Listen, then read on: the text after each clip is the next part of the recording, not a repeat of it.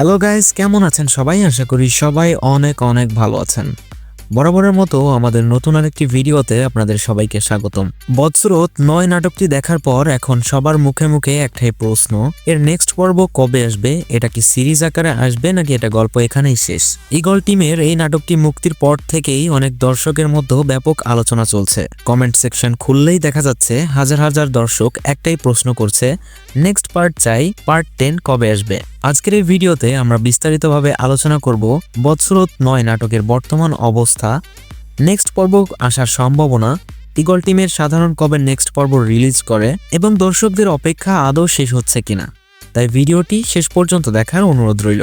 এই নাটকে আমরা দেখতে পাই শক্তিশালী অভিনয়, সারোয়ার কিরণ, কথা ইসলাম, নিলয়, খাদিজা আক্তার মনি, হৃদয় খান সহ আরও অনেক পরিচিত মুখ। নাটকটির স্ক্রিপ্ট লিখেছেন এমডি হাসান হাফিজুর রহমান, যার গল্প বলার ধরন সবসময় দর্শকদের আবেগে নাড়া দেয়। আর পরিচালনায় ছিলেন ঈগল টিম, যার আগে থেকেই সিরিজ টাইপের নাটকের জন্য বেশ পরিচিত। এই কারণেই বদসুরত ৯ শুধুমাত্র একটা নাটক না, বরং দর্শকদের কাছে এটা একটা কন্টিনিউ গল্পের অংশ বলেই মনে হচ্ছে। বদসুরত ৯ নাটকের সবচেয়ে বড় শক্তি হলো এর অসম্পূর্ণ আবেগ। শেষ অংশে এমন একটা জায়গায় গল্প থেমে গেছে যেখানে দর্শকদের মনে অনেক প্রশ্ন রয়ে গেছে। চরিত্রগুলোর ভবিষ্যৎ কি হবে, সম্পর্কগুলো কি ঠিক হবে, নাকি গল্প আরো ভয়ঙ্করভাবে মোড় নেবে? হ্যাঁ, প্রশ্নগুলোর উত্তর না পাওয়ার কারণেই দর্শকরা স্বাভাবিকভাবে নেক্সট পর্বের কারণেই অপেক্ষা করছে। এটা সাধারণত তখনই হয় যখন নির্মাতারা ইচ্ছাকৃতভাবে একটা গল্পকে ওপেন এন্ডিং রাখেন। এখানে সবচেয়ে গুরুত্বপূর্ণ প্রশ্ন, ঈগল টিম কি অফিসিয়ালি নেক্সট পর্বের তারিখ ঘোষণা করেছে? এই মুহূর্ত পর্যন্ত কোনো নির্দিষ্ট তারিখ বা অফিসিয়াল পোস্ট বা স্পষ্ট কোনো ঘোষণা দেওয়া হয়নি। তবে এটা মোটেও নতুন কিছু না। ঈগল টিম এর আগে অনেক নাটকের ক্ষেত্রেও এমন দেখা গেছে।